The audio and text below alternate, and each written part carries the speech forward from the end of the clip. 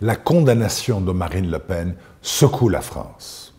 Mais il ne s'agit pas de statuer sur une candidature, mais sur des faits graves, établis et jugés par une juridiction indépendante, au terme d'un procès contradictoire en correctionnel, dans le strict respect des droits de la défense. Pendant plus de 10 ans, un détournement massif de fonds publics européens a été organisé.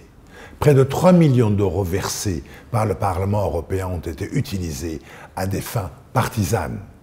Marine Le Pen a joué un rôle central dans ce dispositif selon le jugement.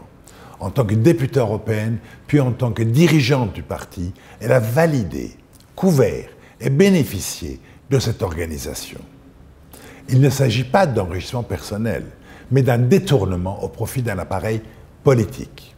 Une atteinte directe au principe d'égalité entre les partis et donc au fondement même du pluralisme démocratique. La peine prononcée est lourde, mais juridiquement motivée. 4 ans d'emprisonnement, dont 2 assortis du sursis, 100 000 euros d'amende et 5 ans d'inéligibilité assortis de l'exécution provisoire. Cette exécution immédiate n'est pas accessoire. Elle repose sur des critères de droit. La gravité des faits, le risque de réitération, l'absence de reconnaissance ou de remise en cause et le trouble porté à l'ordre public démocratique. Ce jugement ne disqualifie pas une idée, ni même une force politique. Nul n'est au-dessus du droit, surtout lorsqu'il s'agit de l'ambition de l'incarner.